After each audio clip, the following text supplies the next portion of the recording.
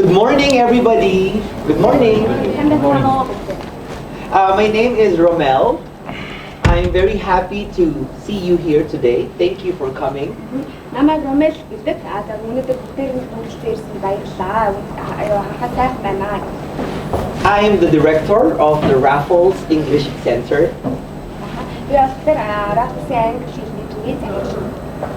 And this morning, I am very happy that Mr. Erbold will be launching his book here at our school.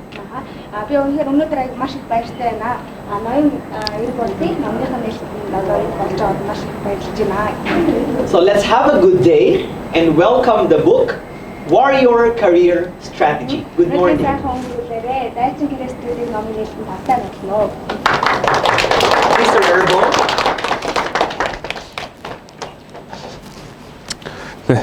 За бүгдэнд нь өнөөдөр миний номын нээлтэнд хүрэлцэн ирсэнд маш их баярлалаа.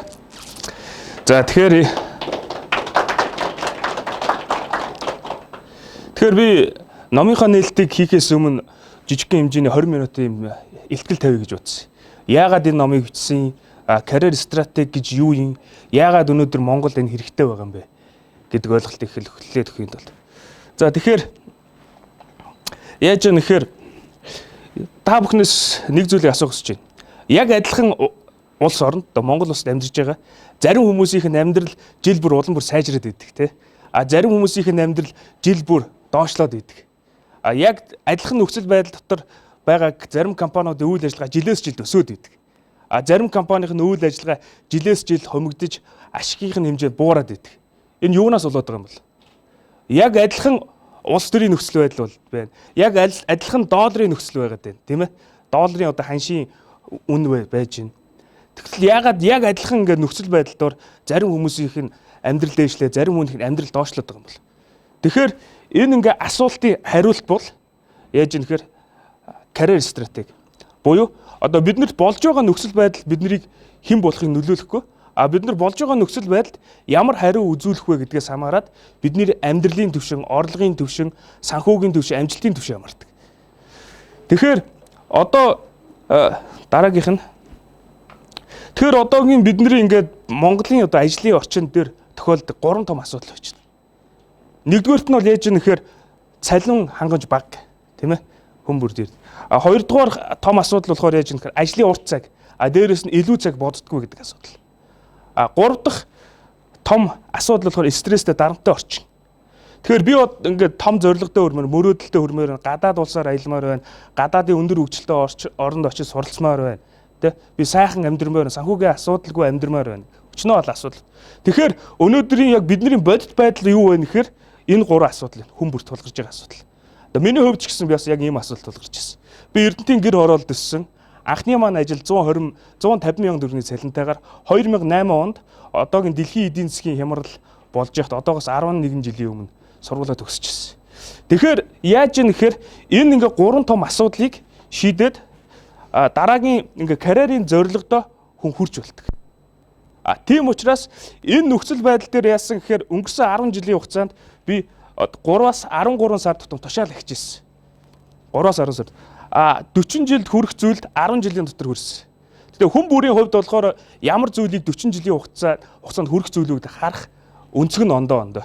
Гэхдээ яг гэр хороодлын төвчнөөс тэрэг түрээд ус явдаг байсан, төлөө өрөөддөг байсан үеэс зарим хүмүүсийн одоо байр авах, машин байрны лизингүү болох дээрээс нь гадаадын өндөр хөгжилтэй Австралид одоо магистр Харвардын бизнес сургуулийг стратеги чиглэлээр төгссөн гэл те.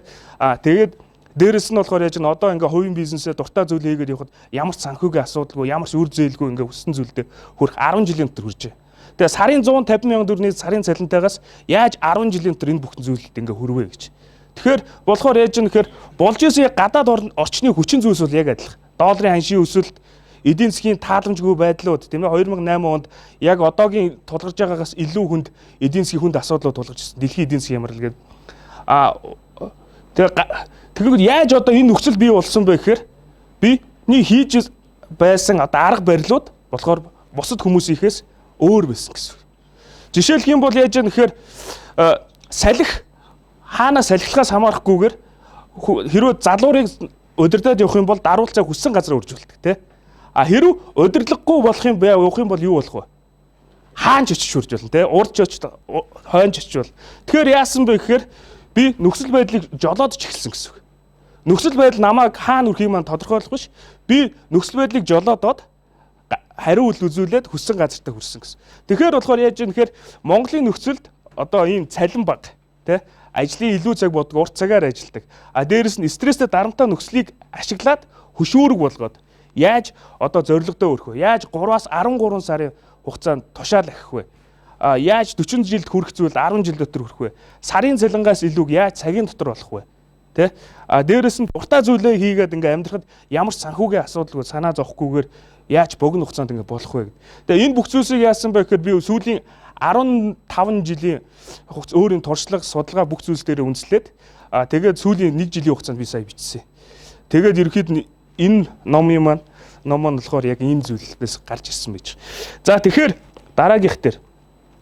За ингээд хурцлээ гэж асууд болж штэ тий. Тэгвэл одоо нэг өөр нэг асуудал гарч иржээ. Хэрвээ одоо жишээ нэг хүн хүссэн зүйлдээ ингээ хүрэх боломжтой юм бол тий. Орлогоо сарын цалингаас илүүг цагийн дотор олох боломжтой юм бол яагаад ихэнх хүмүүс ингээ хүрэхгүй байгаад байгаа юм бэ гэдэг асуудал байна тий. Яагаад? Асуудлын гол нь бол яаж юм гэхээр энэ буруу хэрэглээг буруу одоо жишээ нь одоо багжийг одоо буруу зүйлд нь ашиглах юм бол ямар үр дүн гарах вэ? Буруу үр дүн гарна тий. Жишээлх юм бол одоо энэ номыг би энэ алгыг ашиглаад дундуур нь зүснэ гэвэл юу болох вэ? Тэв тэгшин зүснэ гэвэл бүтэхгүй тий. Буруу үр дүн гарна. Харин энэний оронд би хайч ашиглавал юу болох вэ? Яг тэгшхэн зүсч ядна тий. Тэгэхээр яаж юм гэхээр буруу багжийг буруу зүйлд ашиглах ямар ч үр дүн гарахгүй гэсэн. Тийм үү? Ахаа дээрээс нь зүйл ашиг. Энэ ингээд тусгай дэлхүүрээр ингээд одоо энэ иймэрхүү модыг өрөмддөж одоо бэхэлдэг юу одоо шүрүп байхгүй. Тэгэхээр энэ шүрүпийг ингэж яахын тулд би хэрв хайч ашиглавал юу болох вэ? Үр дүн хүрэхгүй те. Бөө асуудал өчнөө их цаг хугацаа амар цаг зарцуулна гэсэн. Хэрв би энэний оронд алга ашиглавал юу болох вэ? Энэ рүү ингээ хадах гад үзье. Орох уу? Орохгүй. Дээрээс нь энийгээ бас гэмтэн шүү дээ, тэ. Тэгэхээр би ахаад илүү их мөнгөний асуудалд орж байгаа байхгүй. Харин би энэний оронд дэрэл тусгай дэлхүүрийн одоо багчтай ийм дэрэл ашиглавал яах вэ? Дороо орно, тэ. Тэгэхээр бол асуудал яагаад байна гэхээр хүмүүс одоо чинь буруу багжийг буруу нөхцөл байдалд ашиглаад ирэхээр тэр чинь буруу үр дүн гараад байгаа байхгүй. Жишээлх юм бол яаж юм гэхээр одоо ингээд та бүхэн энэчээс би ингээд шаргуу ажиллаа 10 жил ажиллаа, 15 жил ажиллаа, санхүүгийн асуудалтай байна гэж хүмүүс ярьж их сонсож ирсэн үү? Сонсож ирсэн тий. Энэ болохоор яасан шаргуу ажиллахтай гол нь биш үү? Хүн бүр шаргуу ажиллаж байгаа. Гэвч одоо жишээ нь би хэдийн шаргуу ажиллаад одоо энэнгээр ингээд одоо энэ шүрүпийг ийшээ хийн гэвэл бүтгэв. Энийг ашиглаад бүтэхгүй байхгүй. Тэгэхээр буруу багжийг ашиглаад зорилгодоо хүрэх гэж орлох юм бол энэ хизээж бүтэхгүй гэсэн үг. Амар их цаг хугацаа зарцуулна тий. Нөгөө талдаа болохоор яагаад энэ гэвэл тэгвэл энэ багж яахын тулд зохион бүтээгдсэн. Одоо энэ багж нар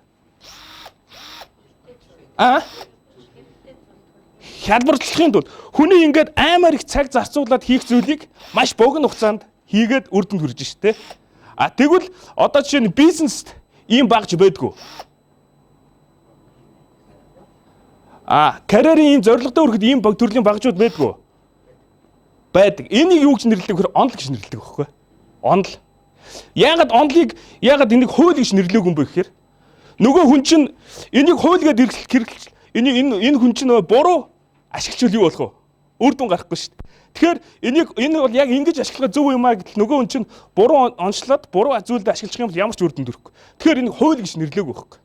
Хэрэв энийг мэрэгжлийн хүмүүс болохоор яадаг вэ гэхээр яг тухайн нөхцөл байдлыг ашиглах хэрэгэлтэгтэй гэдгийг яг ийм нөхцөлд ашиглавал энэ нь бол үр дүнтэй байдаг. Ийм нөхцөлд ашиглавал энэ нь бол ингээ буруу үр дүнтэй байдаг. Тийм учраас нэг онл гэж нэрлэж байдаг. 100% энийг дагж мөрдөх ёстой гэх юм бол тэр чинь хууль. Гэхдээ тэр чинь үр дүнгүй хууль болчихж байгаа байхгүй. Нөгөө буруу ашиглаад байна. Насан туршдаа 60 жил ашиглалаа ямар ч үр дүнд хүрэхгүй гэсэн үг болчихж байна. Тийм байгааз. Тийм учраас болохоор яаж юм гэхээр одоо чинь Монголд яагаад ингээ зөндөө олон их хүмүүс сургууль төгссөн те. Их сургууль төгсчөөд эсвэл зөндөө магистр төгсчөөд эсвэл дээрэс нь асуудалд ингээд хүрэхгүй зорилгодоо ингээд хүрч чадахгүй сайхан амьдрахгүй байгаад байна вэхээр энэ одоо чинь бизнесийн онолууд те хувь хүний онолууд маркетингийн онолууд энэ бүх онолууд одоо чинь энэ багжуудыг болохоор бизнесээ сайжруулах энэ багжуудыг амьдралаа сайжруулах энэ санхүүгийн багжуудыг буруу ашиглаад байгаа хөөхгүй. Тэ? Дээрэс нь өөр нэг асуудал гарч ирсэн нь болохоор яасан гэхээр одоо чинь Америкийн нөхцөлд ч юм уу Английн нөхцөлд Австралийн нөхцөлд ашигладаг багжнууд шал ондоо асуудлууд тий. Одоо жишээ нь Америкт ургадаг ургамлыг энд авчрах юм бол бас нэг болохгүй шүү дээ. Яг нөхцөл байдал ондоо.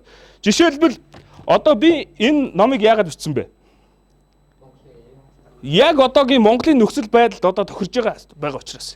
Тэгвэл Америкт ч юм уу Австралид гарч байгаа ном, Англид гарч байгаа ном болохоор яг тухайн нөхцөл байдалтай тохирж байгаа ном байхгүй. Тэр номыг нэгсэндээ ном гэдэг чинь бол ийм багж гэсэн үг байхгүй. Зорилгодоо хүрэх багж. Тэ? Гэтэл болохоор яг Английн нөхцөлд эсвэл Америкийн нөхцөл, Австралийн нөхцөлд бий болж байгаа бестселлер болж байгаа номыг шууд орчуулга аваад ирэв болох. Болохгүй тий. Тэгэхээр энэ ч надаа ингээ хүмүүс юу гэж яндаг. Би өөртөө зөндөө олон ингээ ном уншлаа, хөв өний хөглөө ном уншлаа. Тэгээд би сайжирсан юм байхгүй нэг. Тэгэхээр бол яаж юм нэхэр нөхцөл байдал нь ондоо болчиход байгаа хэрэг. Нөхцөл байдал нь ондоо болчиход.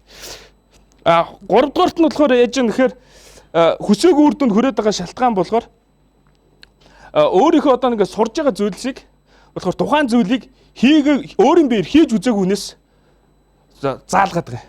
Жишээлх юм бол одоо зүрхний мэслэл хийж үзээгүй хүн зүрхний мэслэлийн баах ном уншичаад зүрхний мэслэлийг ингэж хийдгэн штэ гэд хүн заахаар юу болох вэ? Бас тэгэхээр болохоор энэ багжуудыг яг яаж ашиглах вэ гэдгийг мэдээгүй учраас хүнд ингэж ашигладаг шүүгээ заахаар яах нь хүсээгүй үр дүн гарчаад байгаа юм. Тийм учраас нэг нийгэмд айгүй олон тэр ажилгүй оюутнууд юм уу те хөв хүмүүс байгаад байна гэдэг шалтгаан нь ердөө тэр болчихдог. Тэгэхээр болохоор яаж юм гэхээр энийг буруу ашиглавал энэ буруу үр дүн буюу хүсээгүй санхүүгийн асуудлууд гарч ирдэг байна.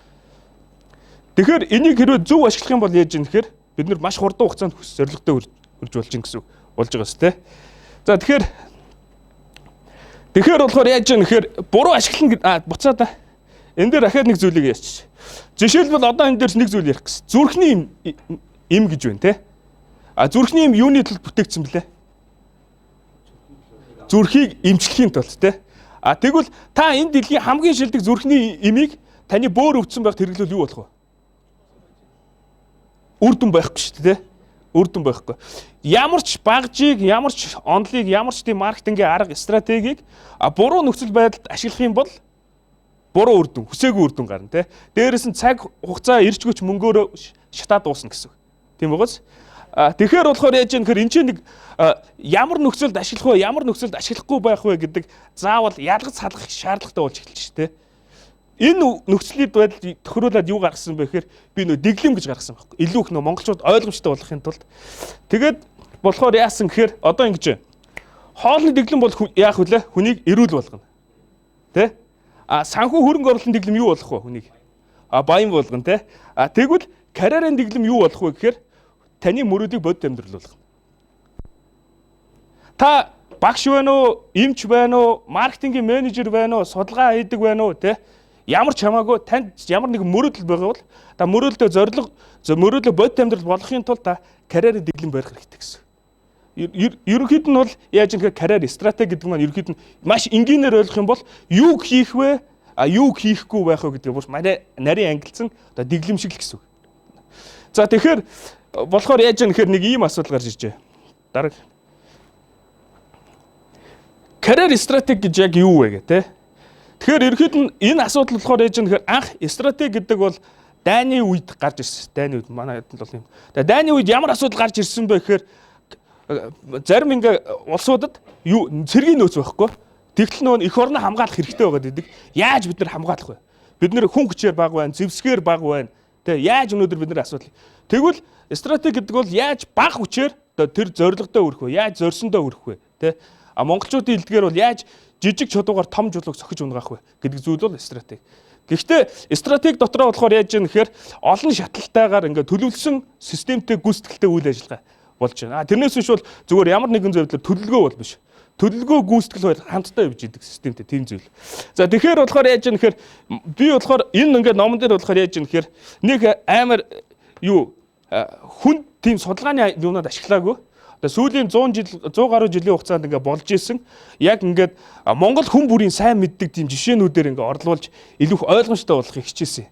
Гэхдээ яг хэр ойлгомжтой болсныг та бүхэн өөрсдөө үнэлж дүгнээрэй. Тэгэхээр болохоор яаж юм гэхээр карьер стратеги гэдэг бол яаж юм гэхээр нэг сумаар 2 биш бүр 3 туулаа зэрэг унахыг хэлээд байгаа. Нэг сумаар биш. Одоо жишээлх юм бол ингээ Монгол бүхтээр гарч ирж байгаа байхгүй. Та бүхэн Монгол бүхийг мэднэ тийм ээ. Юу болдог вэ гэхээр хэрв Монгол ингээ бүх хүн би зөвхөн мөнгө олноо те амьдралаа сайжруулнаа гэд яваад дасгал сургуультаасаа ихгүй бол авраг болж чадах улсын наадам төрүүлж чадах уу? Чадахгүй те. Тэгэхээр төрүүлж чадахгүй болохоор яаж юм гэхээр нөгөө хүний мөрөөдөл нь юу вэ гэхээр улсын наадам төрүүлж авраг болох. Тийм үү? Гэтэл нөгөө хүн санхүүгийн асуудал бас байгаад байна шүү дээ. Тэ? Санхүүгийн асуудлаа шийдэх асуудал байгаад. Дээрээс нь гэр бүлдээ цаг зарцуулах хэрэгтэй байгаад байна, тэ? Тэгвэл хэрв зөвхөн би мөнгө олох ёстой гэд явах юм бол нөгөө хүн дараа нь мөрөөдөлдөө хүрч чадахгүй асуудалтай болох гэдэг, тэ? Тэгвэл яаж юм гэхээр за нөгөө хүн чинь энийхээ орон тэгвэл бүхөө өгөөд үзье. Тэ? Одоо ажлынхаа жоохон багсгаад зөвхөн бүхөө өгөөд үзье. Тэгвэл юу болох вэ? Нөгөө хүн чинь авраг болох магадлал бас өндөрсөн те. Гэхдээ яаж юм гэхээр мөнгийг тодорхой хэмжээнд золионд гаргаж байгаа байхгүй. Золиослж чинь те. Энэ нөхцөлд авраг болчихвол юу болох вэ? Улсын наадам төрүүлчлээ. Бүгчүүд юу авдаг вэ? Ланд 200 авч гин те. Дээрэс нь юу авч гин гинэ? Байр авч гин те. Машин дэрэг авч гин. Дээрэс нь нэр хүнд ирж гин үү? Нэр хүнд ирж гин. Монгол даяараа хүнийг хүндэлж гин те. Тэгэхээр яаж гин? Нэг сумаар хэдэн туулаа буудаж гин? 3 туулаа доор иж буудаж байгаа үст те.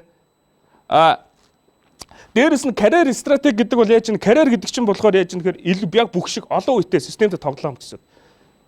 Жишээ нь бүх сумын наадам төрүүлвэл одоо жишээ нь ямар цолгүй хүн сумын наадам төрүүлвэл яах вэ? Сумын наадам цол аавн тэгээ дээрээс нь өмнөхөөс илүү нэр хүндтэй болно те илүү их боломжууд гарч ирнэ. Тэгээ дараа нөгөө хүн чинь сайн бэлтгэл хийж ягаад те юу аймгийн наадам төрүүлэл юу болох вэ? Тэгээ бүр илүү их цул аавна, бүр илүү их том шагнал аавна, бүр их нэр хүндтэй болно те. Аймаг даяараа, сум даяараа ингээ хүндэлдэг байсан бол нөгөө хүний чинь аймаг даяараа хүндэлж эхэлнэ шүү те. Тэгэхээр гоё байгааз те.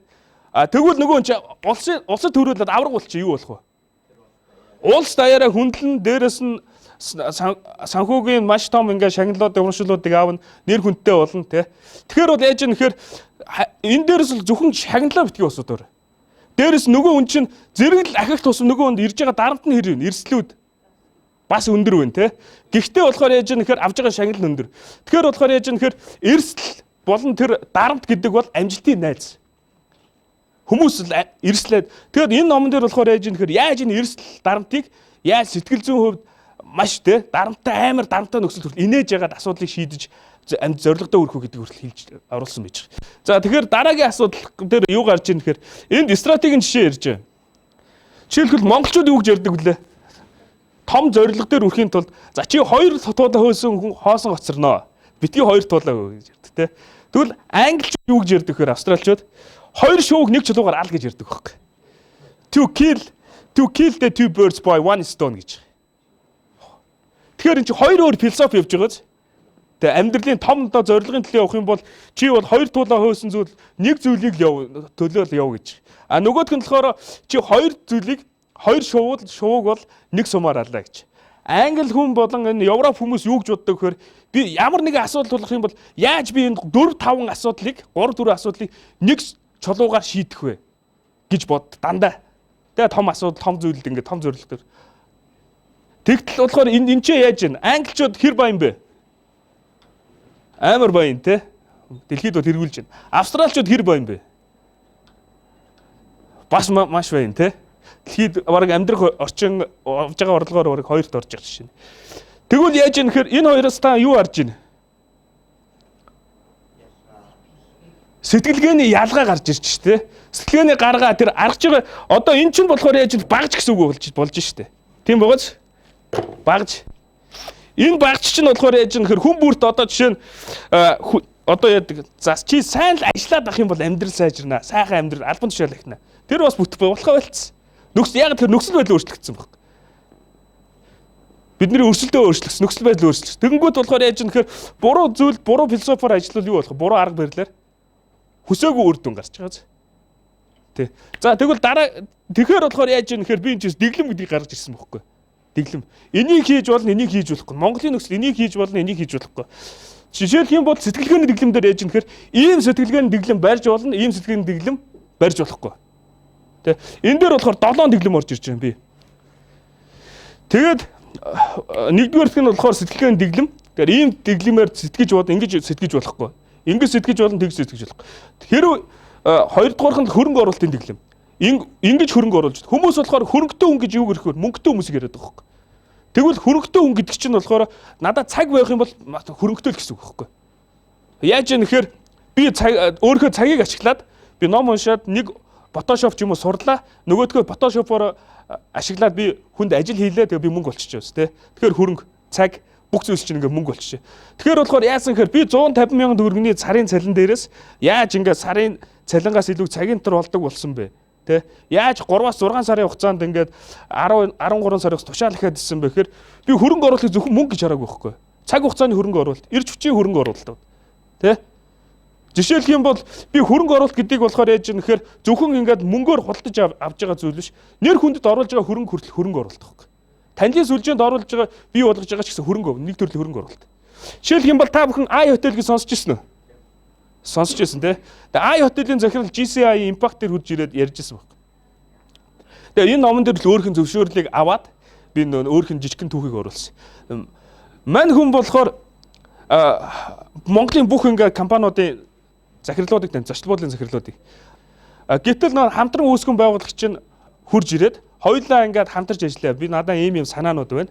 Чи Монголын одоо бүх зочд буудлын захирлуудыг таньдгийн юм чинь хоёулаа хамтарч ажиллая. Тэгээ хоёулаа ингээ хотел гэж байгуулъя гэдсэн. Яагаад тэр хүн очсон бэ гэхээр би энэ компани байгуулсан ингээ шинэ хүмүүрээ тэр компани захирлыг хүлээж авах уу? Авахгүй тий амар олон эрсдэлтэй. Тэгтэл болохоор яаж юм гэхээр нөгөө хүнд өөрийнх нь хамгийн сайн мэддэг, итгэлтэй, найдвартай тийм хүн би ингээ шинэ зочд буудлын захиалгын компани байгуулсан юм а хамтарч ажиллая яваад очвол хамтарч ажиллах уу? Тэгэхээр болохоор яаж юм гэхээр эн чинь нэг талын амар том хөрөнгө оруулалт байгаа. Зөвхөн хөрөнгө оруулалтыг мөнгөөр хийдэг зүйл биш болчиход байна. Жишээ нь нөлөөдлийн хүрээч хүртэл мөнгөөр юу хийж байна. Одоо чинь энэ дээр ингээ брендийн дэглэм хүртэл гарч иж байна. Компаниас гадуур болон компани дотор брэнджүүлэх. Энэ брэнд нэр гэдэг чинь хүртэл өөрөө хөрөнгө оруулалт болчихж байгаа. Жишээлх юм бол яаж юм гэхээр би алдартай одоо жишээ нэр хүндтэй одоо сошиал нэтворкууд дээр 20-30 мянгаас илүү дагчтай хүмүүс болохоор яаж юм гэхээр ингэж ярьдаг шүү дээ. Та бүхэн сонсч ирсэн байх. Хөөх би ийм зүйлийг хэрэглээсч өстой гоё юм байлээ. Эсвэл хөөхтэй ийм зүйл хэрэглэсч өстой гоё юм байлээ гэж үзэж ирсэн үү? Үзэж ирсэн. Тэр хүн болохоор яаж юм гэхээр урд нь болохоор компаниуд одоо телевизэд эсвэл FM-д сонинд одоо өөрийнхөө компани сурчлага хийлгэхийн тулд мөнгө төлдөг байсан байхгүй. Одоо болохоор яаж юм тэр нөлөөлөгчдөд мөнгө төлдөг болсон. Тэгээ нөлөөлөгч нар яаж юм гэхээр өөрсдөө сурчилж байгаа биш хэрэгжилж байгаа юм шигээр сурчилгаа хийдэг болсон. Тэгээ зөндөө их мөнгө олдог болсон гэсэн. Тэгэхээр яаж юм? Мөнгөөр зөвхөн хөрөнгө оруулалт хийж гинөө. Үгүй өгөөс тий. Тэгвэл одоо яг энэ нөлөөллийг ашиглаж дэлхийн хамгийн анхны эмэгтэй долларын тэрбумтай 22 настай Келли болсон. Келли Жедер Кирдишаны баг дүүчтэй. Тэр амар их нөлөөлттэй байгаад ирсэн, амар их хэдэн сая дагчтай болоод ирсэн. Реклам тоглодог гэсэн болонгот өөрийнхөө брендийг гаргацсан баг. Тэгээд долларын тэрбумтан болсон. Тэгэхээр яагаад өнөөдөр телевизээр хүмүүс юм уу ютубер хүмүүс хувийнхаа амьдралыг яриад ингэж явдарч जैन ийм хоол идлээ, энэ гадуур явлаа, ийм хувцас өссөн ч өстой гоё байна, таалагсан гэж яриад байна. Мэдээллээр яг тэр нөлөөллөө нэмэгдүүлж байна. Тэр хүн илүү их дагчтай болох тусам яаж байна? Нөгөө илүү их хэмжээний мөнгө олж штэ. Одоо зарим нөлөөлөгч нар долларын тэрбумтан болоод штэ. Тэгэхээр яаж байна? Урд нь Монголд яг 430 хэдэн телевизтэй болсон бай. Юу гэж бодож байна? Яагаад гэх юм бол телевизээр ингээ мэдээлэл зар сурталчилгаа явуулахад амар их үнэтэй байсан байхгүй. Тийм учраас өөрсдөө байгуулах байсан. Гэтэл одоо олон нийтийн сүлжээ сувг те YouTube, Facebook, Twitter эднийг ашиглаад үнэгүй дэлхийд даяар сурталчилгаа явуулах боломж олж байгаа. Өөрийнхөө мэдээллийг хүргэх дуу болгоо хүргэх боломжтой. Ямар вэ? Гайхамшигтай байгаа ч тийм. Та өнөөдөр телевиз ямар нэгэн байдлаар одоо станцын ч юм уу дамжуулалт төлбөрлөхгүйгээр Монгол даяар тийм дэлхийн улсад үйл ажиллагаа явуулж амьдарч байгаа бүх монголчууд хүрэх боломжтой гэсэн. Өнөөдөр миний бичлэгийг 26 улсад амьдарч байгаа монголчууд хүртэл үзэж байна тий. 2 сая гаруй хүн үзсэн байна. Тэгэхээр яаж вэ? Энэ нөлөөллийг бий болгох юм бол яаж вэ? Амар том амжилт хүсэж гарч ирж байна уу? Гарч ирж байна. Тэгээд дээрэс нь брэнд дээр болохоор яаж вэ гэхээр хэрв өөрийгөө амжилттайгаар брэнджүүлчих юм бол яах вэ гэхээр хүн бүхэн тантай хамтарч ажиллах хүснэ. Өнөөдөр компани бүр маш том нээлтийг хийхээр яадаг вэ? Дандаа томчуудыг алдартай хүмүүсийг өрдөг те. Нөлөөлөлттэй хүмүүсийг. Хүн хүүхд нүвдлээ гэвэл хинд үзүүлэхийг боддог. Хамгийн сайн алдартай юмч те.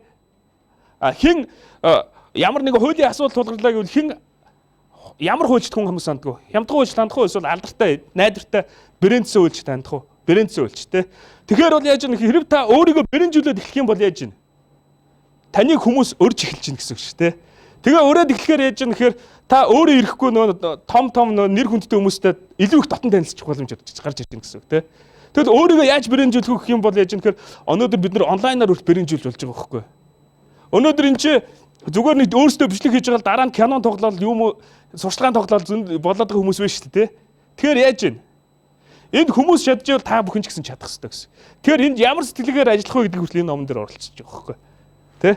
Тэгээд компани брендинг, гүйцэтгэлийн дэглэм, танилын хүрээлэлээ өсгөх одоо нэтворкинг дэглэм, тэ? Стресстэй дарамттай үед яаж ажиллах вэ? Хяналт сайжруулалтын дэглэм. Дэглэм гэдэг бол яаж юм гэхээр илэг бөөр зүрхтэй адилхан гэсэн үг.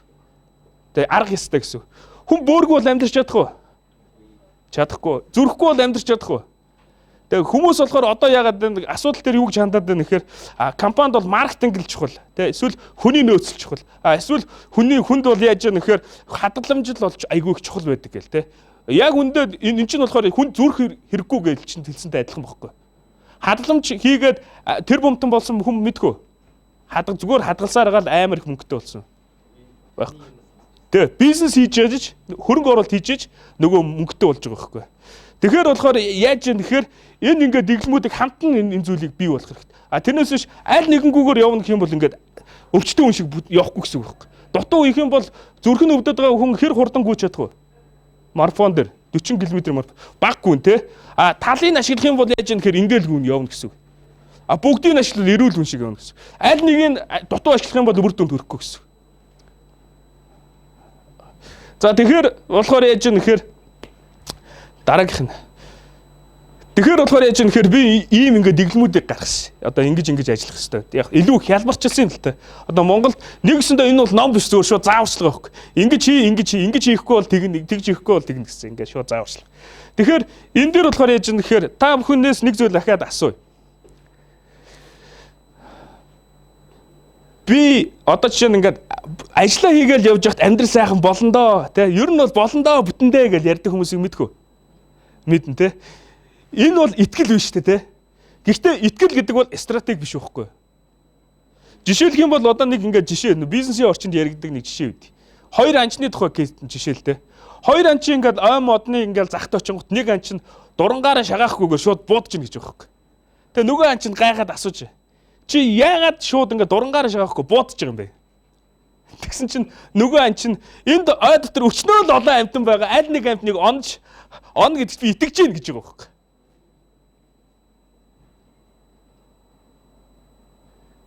Онох уу? Онохгүй. Яагаад хүмүүс ингээ итгээл хийдэг, амьдрал сайхан болно гэж ажиллаад яагаад хүрдгүү вэ? Шалтгаан бол байгаа онлохгүй байхгүй. Байгаа онлохгүй бол онохгүй шүү дээ. Дээрээс нь бидний амьдрал өөрөө хязгаарлагддаг байхгүй. Тэгээд бид нар 40 жил ажлын бүтээмжтэй амьдрна. Тэгэхээр энэ 40 жилийн хугацаанд 160 жил амьдрсан юм шиг амьдрий л да тий. Тэгэнгүүт болохоор яаж юм нэхэр бид нар өөрийнхөө ирч хүч төр мөнгө бага мянган төгрөгөө хүртэл хаана юунд өөрийнхөө цагийг хаана юунд өөрийнхөө ирч хүчийг хаана хизээ яаж зарцуулах үүдгээс хамаарат бидний санхүүгийн төвчин бүх зүйл хамаарж байгаа байхгүй. Та хаана хизээ юунд зарцуулахаас хамаарат таны 10 жил дараагийн 20 жилийн хугацаанд хэн бол байх вэ гэдэг чинь хамаарна. Тийм учраас яаж юм нэхэр энэ бүх зүйлийг ингээ хаамаагүй ийш тийш цацах биш. Яг ингээ мэрэгэн буудаг чиг ойлж байгаа л яг хэрэгтэй зүйлдээ зарцуулах гэсэн. Тэгэхээр би яаж одоо жишээ нь сарын 150 мянган төгрөг айлын 10 дугаар хороолд айлын карма өрөө хуучин нөөнд 5 давхар байр өгдөг штэ цагаан өнгө. Тэр байранд хажуу өрөө 120 мянган төгрөгийн үнэтэйсэн. Тэгээ би 120 мянган төгрөгийн цалинтай болохоор 150 мянган төгрөгөөр 120 мянган өгчөр юу болох вэ? Хэцүү вэ те? Тэгэнгүүт би яасан бэ гэхээр нөө шуурхаа зар гэдэг сонин дээр яаж бодох вэ гэж бодож байгаа. Тэгэнгүүтээ шуурхаа зар гэдэг сонин дээр хажуу өрөө хамтарч үлсэн гэсэн зар тавиад. Тэгээ тэр зарын дагуу мөсийн 3 дугаар курсын оюут ирсэн байхгүй хэрэгтэй. Тэгээ хоёулаа тэр нөгөө байрыг чинь хамтарч үлслэнгүүтээ 120 мянган төгрөг чинь 60 мянган төгрөг болж ш тэ. Тэгэнгүүт би 90 мянгаар нь амьдрах боломжтой болж эхэлж байгаа байхгүй. Тэгэж би ингээ Улаанбаатарт амьдралаа эхэлчихсэн. Тэгээ надаа ямар ч баян хамаатан садан байхгүй, танилтад байхгүй, нөлөөлөл байхгүй. Гэвч би эхэлсэн. Дээрэс нь болохоор яаж нэхэр хөрөнгө оруулалт хийж ихэд юу байсан гэхээр надаа хангалттай хэмжээнд мөнгө байгаагүй. Гэхдээ би настай байсан учраас надад цаг байсан бохоггүй. Тэнгүүт би цагаа ашиглаад ажлаа төрчөө хурж ирээ шууд ингээд ном уншиж эхэлсэн тэ. А дээрэс нь болохоор зарим хүмүүс болохоор ажиллаар илүү цаг ажиллахаар би компанид ажиллаж дээ хүнд хөлбөрөө шулгуулж ийн гэж ярьдаг тэ. А тэгвэл би болохоор юу гэж бодсон бэ гэхээр би илүү цаг ажиллаж энэ бол хөрөнгө оруулалт гэж харсан баг. Чинь хөрөнгө оруулагч нар яадгүй. Эхлээд чи надад ашиг өгөх юм бол би энэ бизнес чи хөрөнгө оруулна гэвэл юу болох вэ? Хинч хөрөнгө оруулахгүй, хинцээч ашиг олохгүй те. Эхлээд ашиг олохын тулд хүмүүс хөрөнгө оруулдаг. Тийм үү? А дээрэс нь хүмүүс юу гэдэг вэ? Цалинтан тохируулж ажиллана гэдэг хөөх. Цалинтан тохируулж ажиллана. Миний цалин нэмчихэд би амар сайн ажиллана гэх те. Энэ юу гэсэн үг гэхээр надад зөндөө их хэмжээний одоо чинь ашиг өгчих юм бол би сайн ажиллана. Тэгэхээр чинь хизээж бүтэхгүй байхгүй. Тэгээ хизээж бүтэхгүй арга барил учраас ихэнх хүмүүс тийм сэтгэлээр ажиллаад тушаал агтгүй, албан тушаал агтгүй гэсэн. Жишээлбэл бол хавар хүмүүс яагаад тариа тарьдаг вэ? Намар урах заавна гэдгийг харж штэ тий 3 сарын өмнө харж байна. Тийм учраас шаргуу ажилдаг. Хэрвээ тэд нэр эхлээд яаж нэхэр эхлээд төлбөрөө төлж байгаа байхгүй. Тэгээ төлбөрөө төлж байгаа учраас шагналаа дараа нь 9 сард авж штэ намар нь. Тий амьдрал ерөнхийд нь бол яаж нэхэр үнгүй зүйл байхгүй энэ дэлхий дээр. Нэг бол төлбөрөө төрүүлж төлнө, нэг бол төлбөрөө дараа нь төлнө. Жишээлбэл юм бол хүмүүс ингээ залуу насндаа 35 хүртэл насндаа сайхан зугаалц сингэж болно. Тэ хүснээрээ дуртай зүйлээ хийгээд найзуудтайгаа шоудаад хүссэн зүйл хийж болно. Гэвч 35 наснаас хойш төлбөрөө төлнө. Тэ ягаад тэгэхээр хангалттай хэмжээний нөө нэг санхүүгийн карьер ур чадвар бий болгоогүй, нэр хүнд бий болгоогүй, хөрөнгө бий болгоогүй. Тэнгүүт яаж нэхэр өмнө хизээж ажиллаж байгаагүйгээр ажиллана. Амралтын өдөрч ажиллана. Дээрэс нь хүүхдүүд нь том болчихно те 35-аас хойш хүүхдүүд нь том болчихно. Сургалтын төлбөр нэмэгдэнэ. 20 хэдэн наснд нь тулгарч байгаагүй зөндөө их санхүүгийн асуудал гарч ирнэ те. Эхнэр нь би ийм юм өмсмөр байна гэх те. Тэр хүмүүс тэгээд нь шүү дээ. Би өмсмөр байна шүү дээ. Гээд эхлэн. Хүүхдүүд нь их сургуульд орж эхлэн, зарим нь 10 жилд орж эхлэн. Жоохон чанартай сургууль сургачмаар байна гээл. Зөндөө бол асуудал. Тэгээд ирсэн чи яаж 35-аас хойш гараад ирэхээр яах вэ гэхээр ахаа шинээр төгсөн залуучд гараад ирж байгаа байхгүй. Тэ? Тэнгүү шинээр төгсөн залуучууд хойно гэр бүлгүй хүүхдгүй юм чинь өдөр шингүү бас ажиллана шүү дээ. Тэгээд ирэнгүүт яаж нэхэр ажлаа алдахгүй тул дээрэс нь авсан зээлүүдэд төлөхийн тулд нөгөө өдөр шингүү ажиллагаас арга байхгүй болж байгаа. 21-р 100-аас өмнө 16 17 дугаар зууны үед 15 дугаар зууны үед хүмүүсийг юу гинжилдэг байсан бэ? Хүнээс эргчлөг. Гинж тэ эргчлөг хүн гинжилдэг байсан. Өнөөдөр 21-р зуунд хүмүүсийг юугаар гинжилж байна вэ? Зээлэр тий? Зээлэр. Бизнес байгууллагууд банк юу зардаг вэ? Зээл зарж байгаа байхгүй юу? Банк одоо жишээ нь банк зээл зарж. Би болохоор юу зардаг вэ гэхээр манай компани шийдэл үр дүн гарц гаргалгаа зардаг. Тий? Банкуд бол илүү хэмжээнд зээл гаргасан банк ашигтай байхгүй. Тэгээ урд нь зээл авах боломжийг урд нь банкн дээр 3 хоног зээл авдаг байсан тий. Одоо 5 минутын төр зээл авч байна тий. Тэгэнгүүт урд нь ингээд шоудах гээд зарим тохиолдолд шоудах гээд мөнгөгүй боллоо. За мөнгө байхгүй гэж харийдаг хардаг байсан. Одоо шууд 5 минутын төр шууд гар усаас зээл авч байна. Тэгээ зээл авлаа, шоудлаа. Тэгээ улам бүр зээлийн дарамтанд тэгээд болохоор яах вэ? Улам бүр шаргуу ажиллах хэрэгтэй болж байна тий. Тэгээ дээрээс нь зээлгүй ажилтан зээлтэй ажилтан хоёр зүгээр наад захна гэж бодъё л дээ. Зээлгүй ажилтан зээлтэй очин хоёр захирал дээр очиод цалингаа нэмүүлэх, хилцээр их аль нь илүү ялах вэ? Зээлгүй нь ялна шүү дээ. Яагаад тэгэхээр том хэмжээний зээл авахын тулд компаниуд ажилтнууд хинээс тодорхойлт авдаг вэ? Захирлаасаа хүний нөөцөөс тий.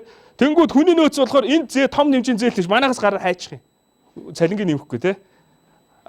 Зээлгүй ажилтан бол яах вэ? Гараа ичж магадгүй. Яагаад тэгэхээр зээлгүй ажилтан одоо ажилласаа гарах юм бол тэрэнд нь одоо тохирох ур чадвартай хүнийг авахын тулд тэр зээлгүй одоо ур чадвартай ажилтны 9 сарын ажиллах хэмжээний цалингийн зардлыг компани төлдөг. Яг тэгэхээр ажилд аавна гэсэн зар тавина тий. Нөгөө хүмүүсийг анкет сонгон шалгаруулна. Дээрээс нөгөө хүмүүсийг дадлаг туршлагатай болгохын тулд зөндөө их ингээд цаг зарцуулж байгаа. Тэгээд одоо чинь өндөр ур чадвартай ажилтныг одоо шинээр ажилд авах зардал нь тухайн ажилтныг 9 сарын хугацаанд ажилуулсан цалингийн хэмжээтэй их зардал гардаг. Тийм учраас ухаалаг хүний нөөцнөр болохоор яаж нэхэр ур чадвартай хүмүүсийг аль болох авахыг хүсдэг, тий? Дээрээс нь өндөр ур чадвартай эксперт өөрсдөө бэрэмжүүлсэн хүмүүсийг компани бүр ингээ айж идэг, тий? Хамгийн ур чадвартай сайн менежер хаав байна, маркетинг албаны захирлууд хаав байна. Тэгээд цалингууд та бүхэн юу сонсч ирсэн үү? Цалингийн дуудлага худалдаа гэдэг зүйл сонсч ирсэн үү? Энэ дуудлага худалдаа юу болдог гэхээр таныг та өөрөө ажил хайх биш, таныг 2-3 компани хоорондоо авах гад өрсөлдөж эхлэх үед цалингийн дуудлага худалдаа болдог хэрэг. Та цалин надад хэдэн төгрөг өгөөч гэж гуйх биш, нөгөө хүмүүс чинь таныг авахын тулд танд өрсөлдөж байгаа хэрэг. Тийм зүйл болдгоо. Энийг болохоор head hunting гэдэг байхгүй. Одоо монголчулж байгаа. Та бүхэн өөрсдөө нарийн судлаад үзэх юм бол өндөр ур чадвартай хүмүүсийг авахын тулд компанид юу амлалтыг өөрсдөө мэдж болоор зэ. Яагаад гэж юм тэгэхээр одоогийн компаниуд болохоор хуулиар нээлттэй компаниуд биш. Тэгээ бүх зүйлс нь хаалттай учраас би ямар нэгэн мэдээлэл хэлж болохгүй. Тэгээ тийм учраас өөрсдөө болоорой зэ. Ямар их зүйл байдаг гэж бодож байна. Тэгэд одоо жишээ нь яагаад Америкт ч юм уу 16 сая 300 мянган долларын хүмүүс цалин аваад байна вэ те том компаниудаас эхэллээ. Яагаад тэгэхээр 16 сая 300 мянган доллар гэдэг бол 30 мянган ажилтан зөв 1 сарын хугацаанд үр дүнгүй ажиллаа гэвэл амар их зардал гарч штэ. Тэгэхээр яагаад компаниуд илүү их мөнгө бол. Тэгэхээр энэ бүх зүйл бас ахаад энэ номон дээр бас байгаа зэ. Илүү их нарийн зүйлсүүд. Тэгэхээр бол цаг байгаагүй учраас гол зүйл. За тэгэхээр дараагийнх нь яагаад энэ номыг бичсэн бэ гэж байна. Тэгэхээр одоо жишээ нь ингээ хүн бүрт бол карьер стратеги гэдэг бол юм байгаа даа. Ингээд 21 наснаас 15 8 наснаас хойш ингээд 65 тэтгэврт гарах хүртлээр хүн ажиллах хэрэгтэй болж шүү дээ. Тэгвэл яаж юм нэхэр энэ ажлын бүх хугацаагаа зүгээр ингээд тусдаа жижигхэн ингээд нэг 40 хэдэн давхар 40 хэдэн тусдаа байшин барих биш.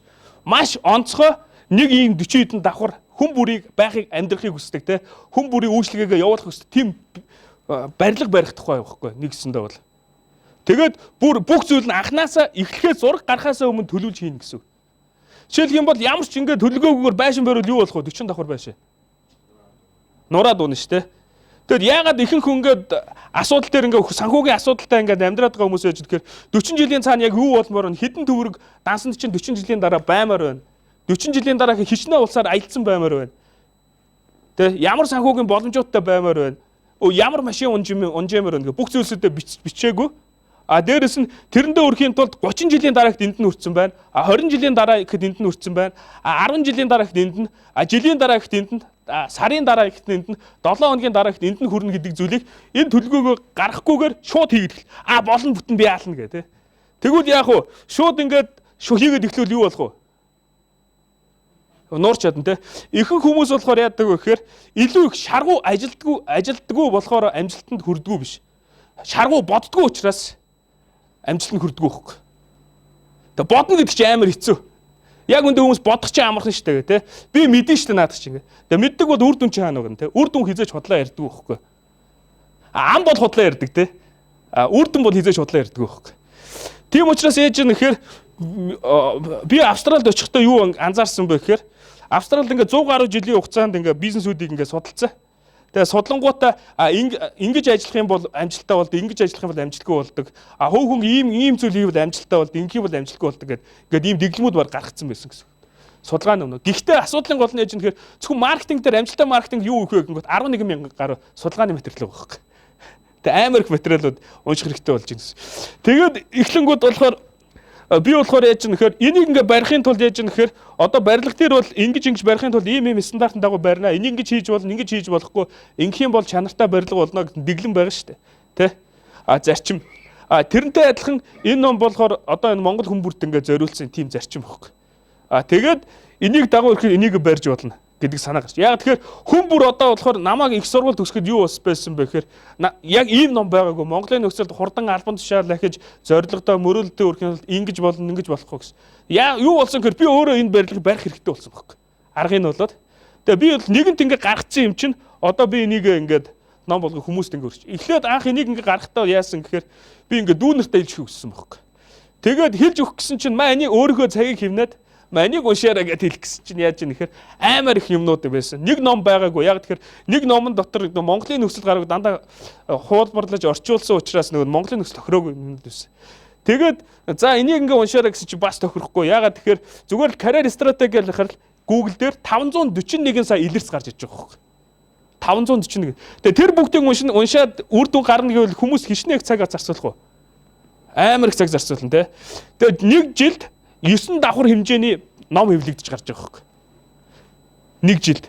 Одоо дэлхийн хэмжээнд 13 сая гаруй хувь хүний хөгжлийн ном байгаа. Тэгэхээр тэр бүгдийг уншаад ингээ үнэхээр амар их цаг хугацаа ороод байгаа юм шүү дээ.